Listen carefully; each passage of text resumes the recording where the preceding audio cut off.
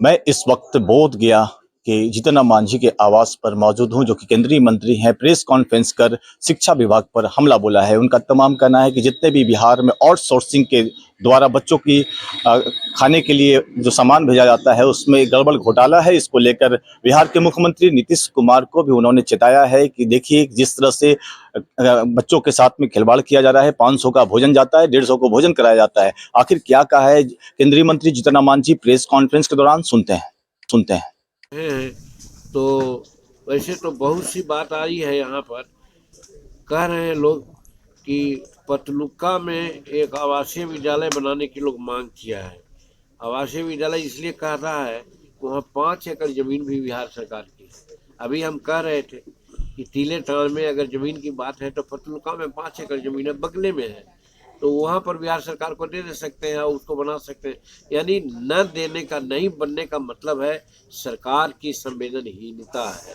इस चीज़ को आप जोड़ के कर सकते हैं। मैं कह सकता हूँ कि सरकार के संवेदनहीनता के चलते टीले टाँड़ के लोगों को आज तक सड़क नहीं मिली और आज तक वहाँ प्राथमिक विद्यालय नहीं मिला, ये हम कहना चाहते हैं। और उसी तरह से एक गांव है त्रिलोकी चक जी, त्रिलोकी चक, ये पड़ता है डोभी में। वहाँ भी हम लोग गए। वहाँ एक शेड्यूल कास्ट का आवासीय विद्यालय बनाया जा रहा है।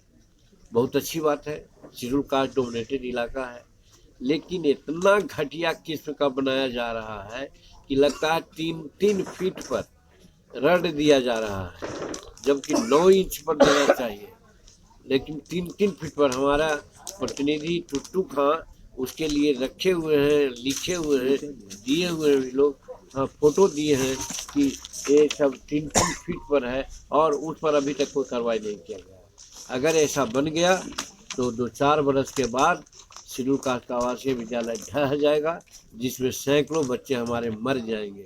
तो इसीलिए हम सेहरा साहब बैठे हुए हैं 4 साल से हमारे पटना में, शेड्यूल कास्ट का सेक्रेटरी हैं।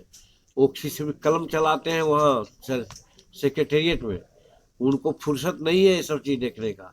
उनके नज़रों में आपके माध्यम से देना चाहते हैं कि सेहरा साहब सिर्फ पटना का कुर्सी में सौभाग्य कीजिए, आप जरा ऐसे ऐसे जगहों पर देखिए या दिखवाइए, ताकि हमारे बच्चे आगे जाकर के मरे नहीं, दुर्घटनाग्रस्त नहीं हो। और वो ठेकेदार निश्चित है कि कमीशन दिया होगा, तब चुपचाप इस तरह से बना देने का इजाज़त दिया जा रहा है, जिसमें उनका भी लाभ मिला होगा।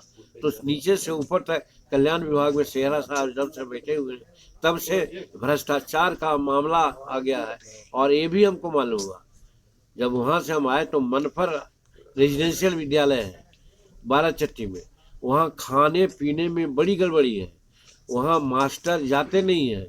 वहाँ 500 लड़कों का स्ट्रेंथ है, 100 लड़का रहता है, खाना बनाता है आउटसोर्सिंग के द्वारा 400 का। सबका गंडा गोल हो रहा है और सबका कमीशन जाता है देवेश सेहरा को, जो सेक्रेटरी वेलफेयर डिपार्टमेंट के बैठे हुए हैं। इसी तरह से सब जगह है, मटिहानी में है, गोपालगंज में है, हमारा खुद महकार गांव में है, जहां है सभी रेजिडेंशियल विद्यालय में यही स्थिति चल रही है कि आउटसोर्सिंग को लोग दे दिए हैं। 500 लड़कों की जगह पर 150 लड़कों को खिलाता है और 400 लड़कों का हाजिरी बनाता है और उतना पैसा लोग डकर जाता है। वो कमीशन कहाँ जाता है? तो देवेश सेहरा जो सेक्रेटरी हैं उनके पास जाता है। तो इसलिए बिहार के मुख्यमंत्री